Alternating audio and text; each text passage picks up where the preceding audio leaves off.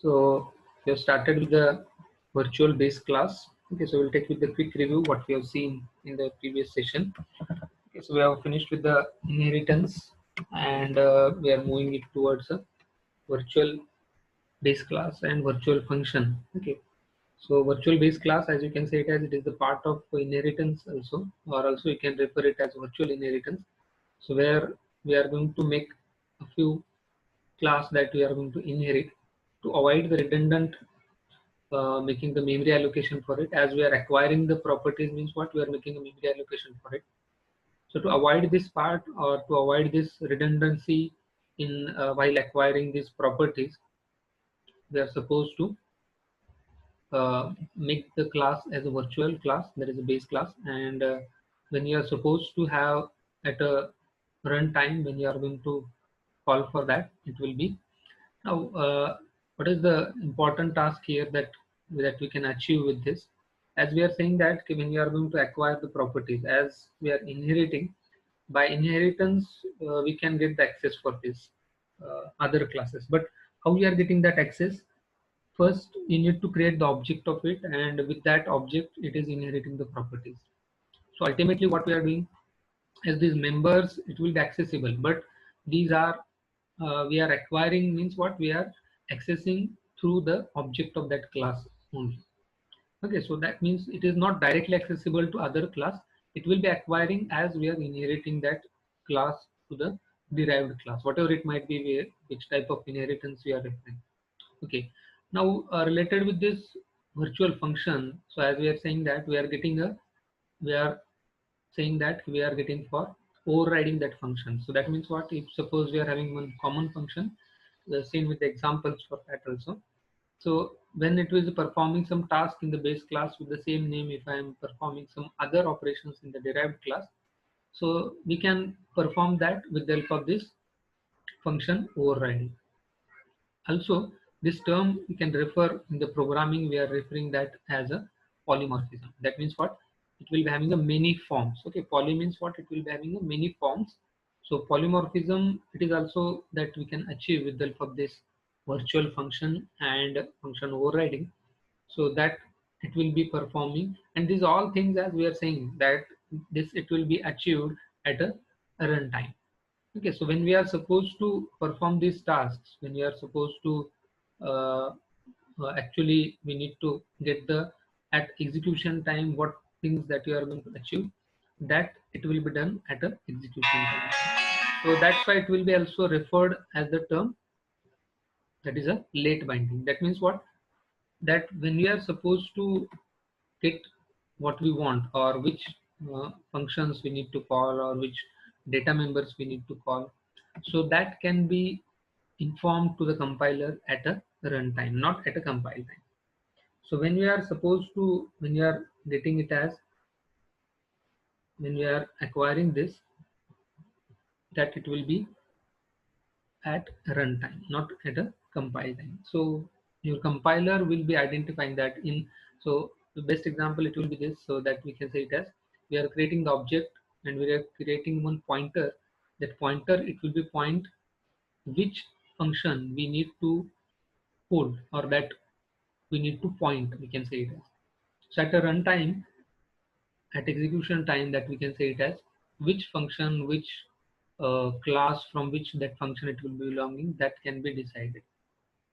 So this, it will be also referred as, it will be a dynamic binding or a late binding. So you might be having the questions in your oral also, what is the term late binding or dynamic binding, and what is the term called as a static binding. So static binding, we can say it as, it will be having as like your normal way of executing this inheritance or the class with which we are acquiring at a compile time, that we can refer for this, and it will be holding these values, okay, which will be preferably, it will be not changing.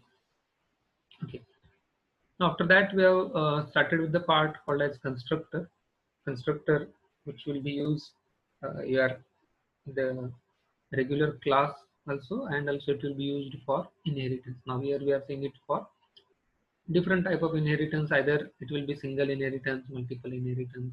Okay, so what basic things that we need to remember for this: if we are going to have the base class constructor, then it will be having the mandatory as a part of your derived class.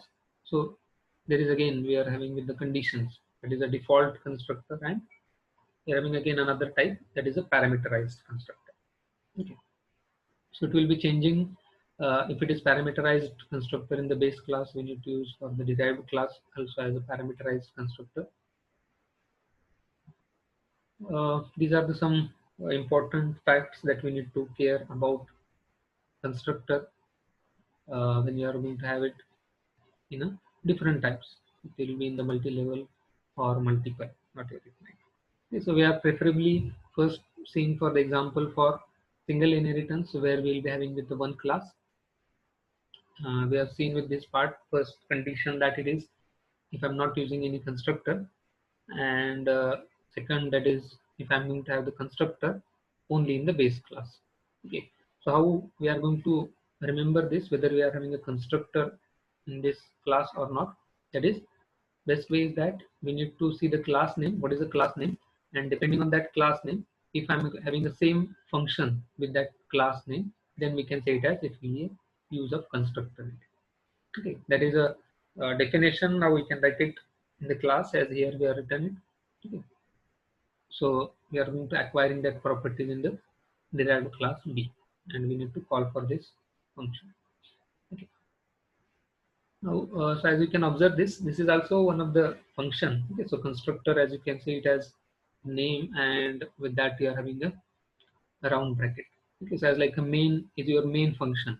Okay, so from that main function, you are starting your execution. Your compiler will start from that point, and as and when it will goes, control will be transferred from that different approaches. Okay, so that's why it is having the name. It will be, we can refer it as approach, which will be a bottom-up approach. Okay, so at which point when you are going to call, it will be transferred the control. Okay, and we have seen with the next possibility, that is constructor only with the derived class.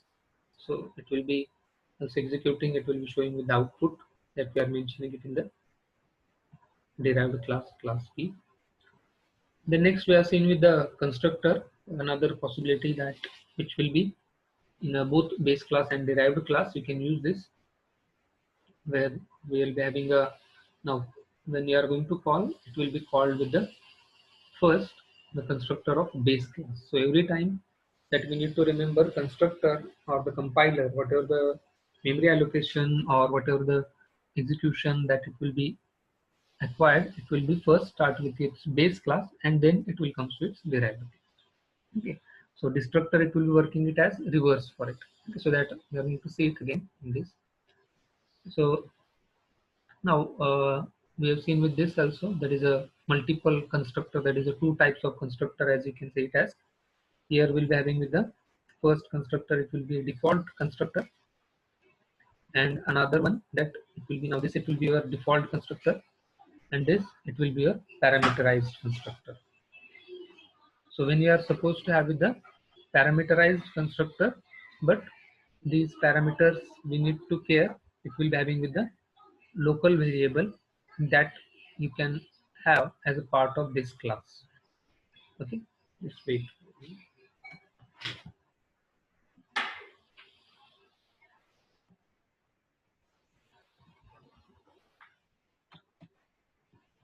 Okay, so this is a parameterized constructor for which we are passing one parameter, same as we will be having with them in base class. We'll be having one more parameter. Now this variable int a, it will be a local variable, so you can change with this, which will be holding these values. Okay, so you can take with some different variable also, which you are taken it for this class a and as a part of class b, and when you are passing these values at a in the main at a runtime, so that values will be hold in a. Ultimately what we are doing, we are first calling for the constructor, which will be as a part of your default constructor. So every time we need to remember that if we are not having with the default constructor as a part of it, definitely we'll be having with the parameterized constructor as a part, but if we are not having with that, So while showing with the output, we'll be able to get only with the part which we are including it in a default constructor, and part of your next output is derived class, where we'll be having one more constructor which is with one argument. Okay, we have seen with this example, we are displaying that value also, so that value which we are passing, so that we can able to get what value we have passed for. So it is a as a part of just constructor which we are going to use. Okay. So we are going to see with the now next part, that is the next possibility, that is a constructor which is in a base class and derived class without default constructor. That means what? In the previous example we are having this, but with that we are having a default constructor which is mentioned as a part of program. But here, as you can observe this, we will be having only a parameterized constructor that will be not having a default constructor. So this is a parameterized constructor, it is a part of it we have mentioned.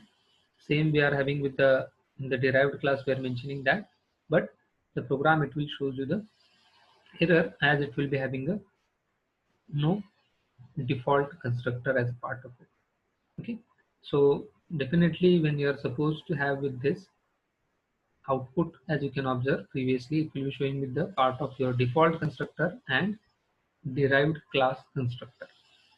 Okay, so in this case it is expected that if I'm going to have constructor which is mentioned, if it is not having any default constructor, then definitely it will be. Okay. So this already you are having the outputs which are present here, so you need to just take care that as I told earlier also, when you are going to have with this constructor to be checked, you can go with the one file, different permutations, you can just put few contents in the comment, and you can execute for it. You can just check with the output what you are able to get. Okay, so you need to give me a output what kind of error it will be showing for this. Okay, so now next possibility, that is a explicit involving or invocation in the absence of default constructor. So when you will be having with the explicit and implicit, so there is a terms that we need to refer, that explicitly means what it will be, and we are going to have not actually part of it, but we are going to mention. So what we are having it as, this is the same example, just in the previous example what we have seen, we are making one change, that what it will be. So here, as you can observe that we are mentioning it as a part. So here we are deriving that class as a public, we are acquiring that properties, but while using it in the class which we are mentioning it as, it will be a parent. So this is your the parent from which we are going to acquire, so that we are going to explicitly mentioning this default constructor.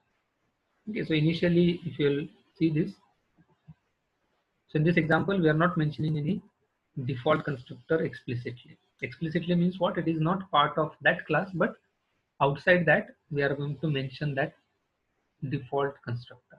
Okay, so default constructor, it should be a part of your class if I'm going to have with the parameterized constructor. Getting it? So there is the only one difference that you need to get. So for this you will be getting output as, so it will be content of your base class and content of your derived class. Okay, so just by mentioning it as explicitly default constructor as a part of your program. Okay. So definitely you'll be getting this when you are going to have, or this we can say it as also one of the rule that we need to mention. Okay.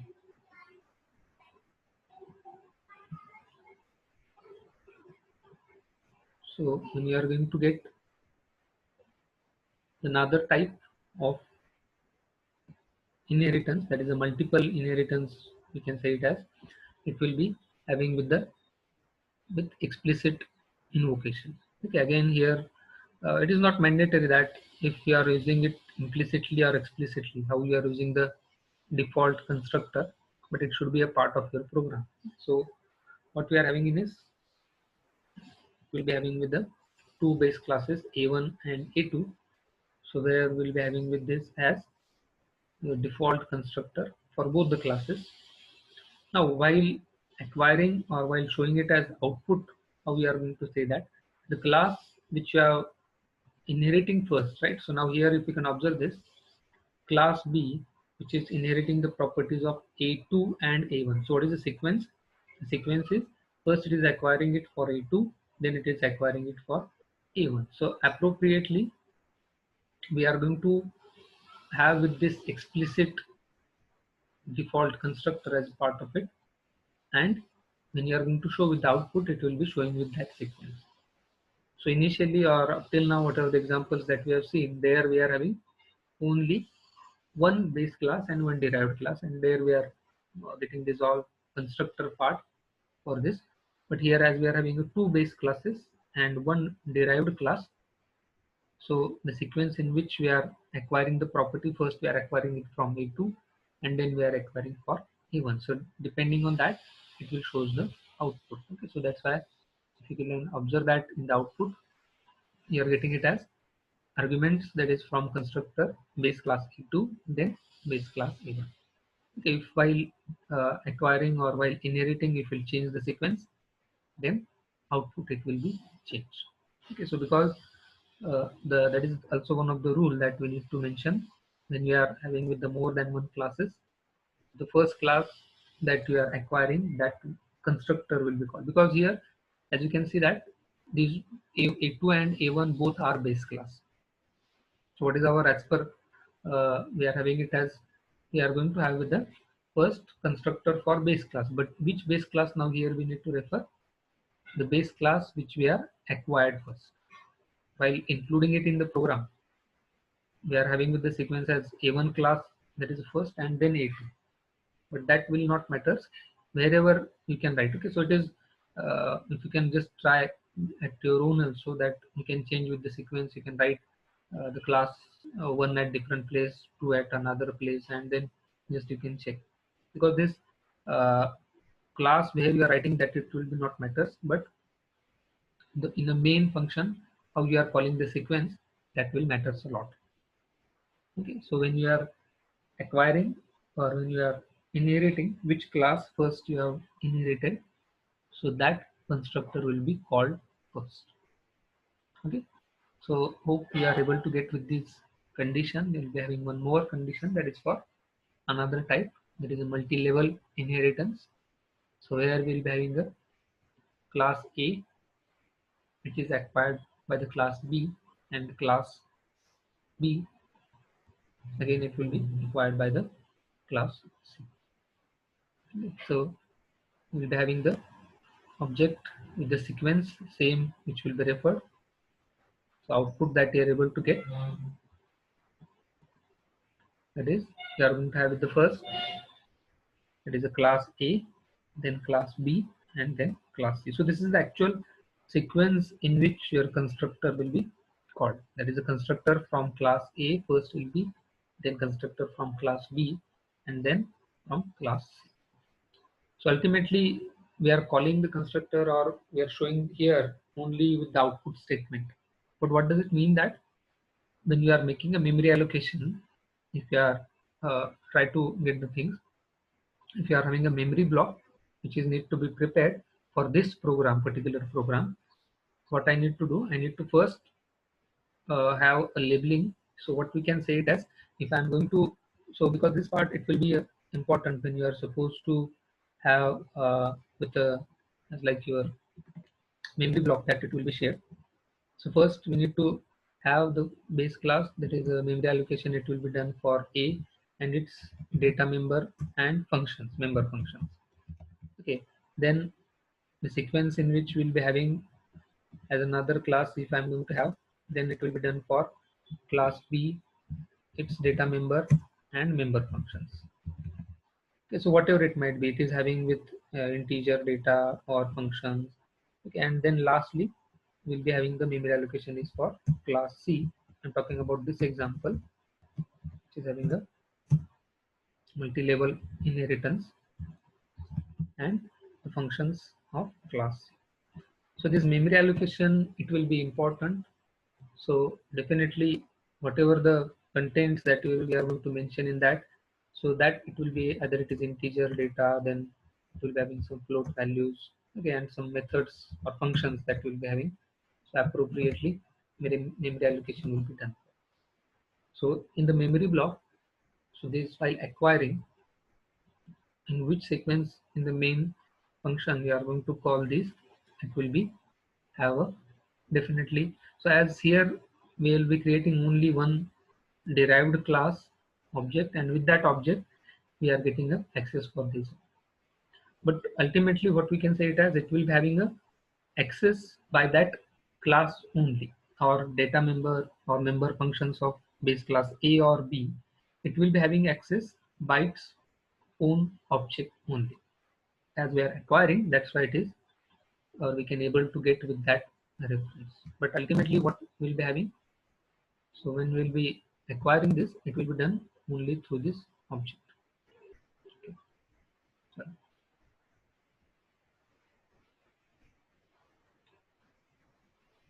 now, now we'll go for the same thing related with the destructor.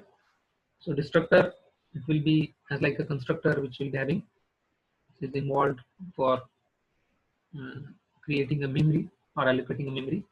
Destructor, it will be makes a deallocation of this memory, because as we can say it as, it will be when you are doing any program, you're supposed to allocate the resources as and when you are done your task, you need to free that resources, because it might be possible that we might be required these resources by some other programs. So in that case we need to free that resource so that it will be utilized by others also. Sorry.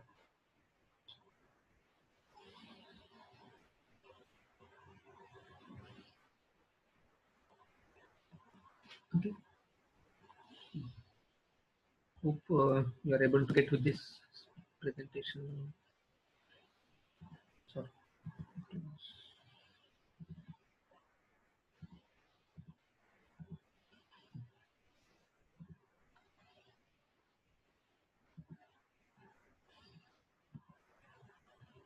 So destructor, what we need to have with the sequence as like opposite to your constructor.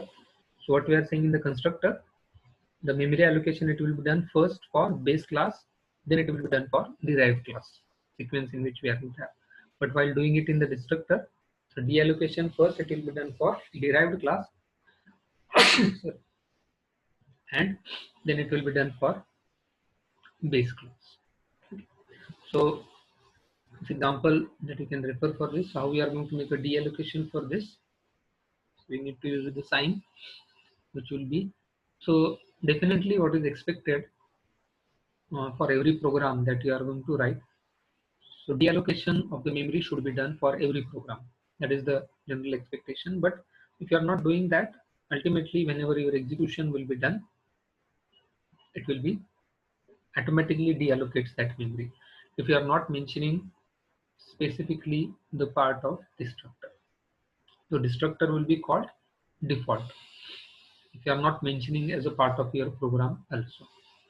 Okay. So that is a issue when you are going to have let's say some big program where you will be having with a number of classes.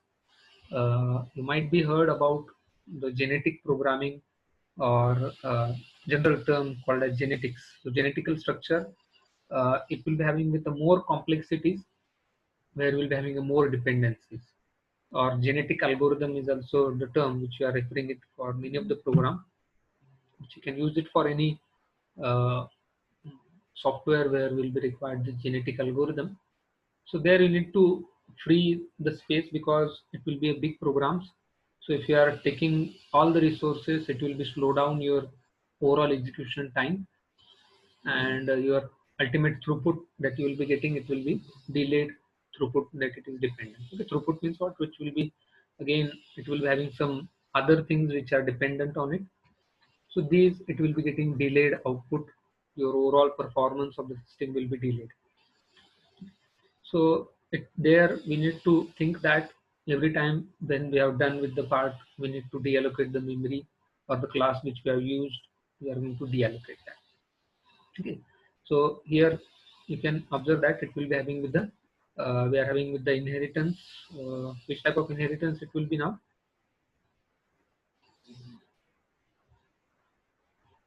So this will be having with the one class B, then another class B2, third class it will be class D,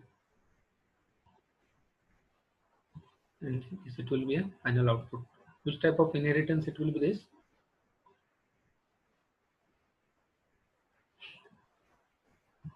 Be able to listen me? The example which is in front of you, that is for destructor, which type of inheritance it will be?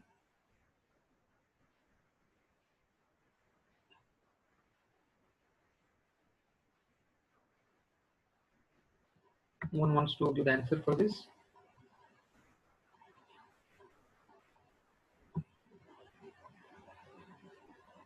Can you hear me? Twitter hours.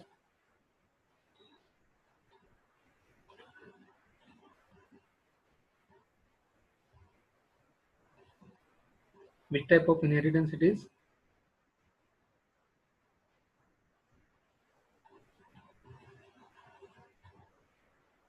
सगळेजण आहेत ना? झोपलेत काय? जेवण झालं म्हणून?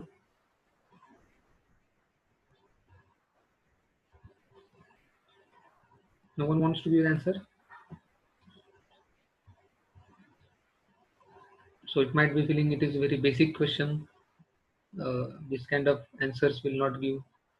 असं काय आहे का? फारच सोपा प्रश्न आहे त्यामुळं असं काय answers देण्याची आवश्यकता नाही.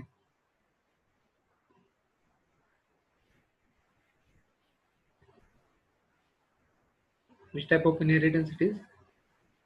आवाज ऐकू येतोय का?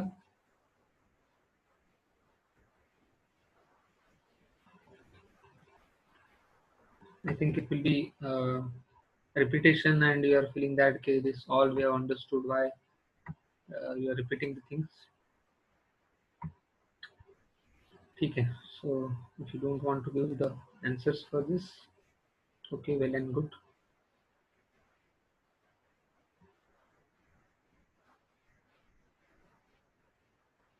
Okay, so I think you are unable to unmute your mic.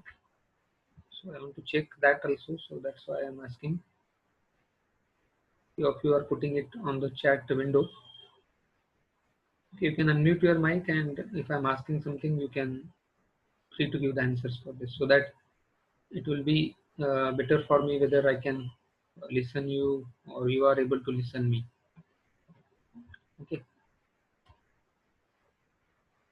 So mute for all and then check if we have any issues.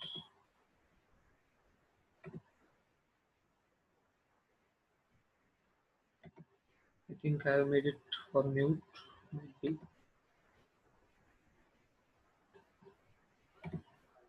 Yes, now it is possible to.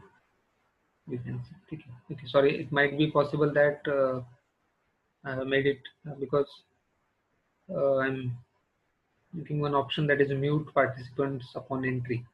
Okay, so some of you might be because of that you are unable to allow me for unmute. Okay, okay. Now we'll go for this rules for the virtual function. Now, why you are getting this virtual function as an important part of this?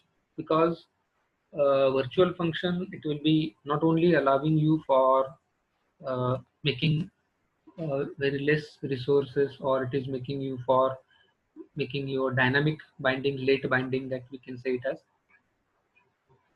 But virtual functions are also part where now friend function, it will be different thing that you are going to see. But virtual functions are having a more again importance related with this uh, allocation of the memory and deallocation also for that. And also it is having one more term that we are going to now we are going to see, that is called as a pure virtual function. Okay, whether you are done with this part already or we are going to discuss it. Virtual function and pure virtual function have already done,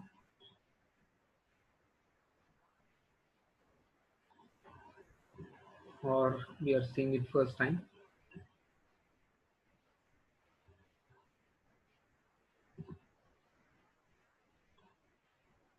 virtual functionचा part झालाय का आधी, or pure virtual function and virtual function?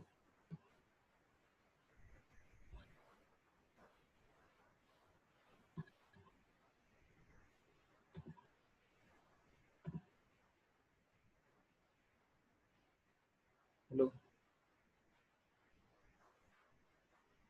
is it possible for me to get the things? Okay, let it be. So why I'm asking this, because we need to have the relevance with one more term that is called as abstract class. Okay, so you have done up to pure virtual function. Okay, so there we are going to start with abstract classes. Okay. Now, as we are saying that with the help of this virtual function, or the term which we are used, that is a method overriding or function overriding. So we are achieving with the term that is called as polymorphism. Now, polymorphism, we are not going to see it as a part of this, but as we are going to have this term, so that's why I'm going to have. Now, these are some rules that we need to follow when you are going to have with the virtual function. So what is the first rule? Virtual function, it must be a part of some class, the class which are referring. Okay, so generally we are using it with the two terms. Either we are using it, or we are making the class as a virtual or function as a virtual. Okay, so it cannot be a static member. That means what we are going to have, it will be having less than 1 minute. You might be disconnected with the session, and few of you are making a hand raise. Okay, if any issue for this, no. Okay. So it should be a dynamic binding. It cannot be a static member. Then it will be accessed by using the object pointer. Definitely, when you are going to have the access for this, we are going to create the object pointers for that, and it will be pointing with that object. Okay. It can be a friend function of another class. So we are going to see with this friend function.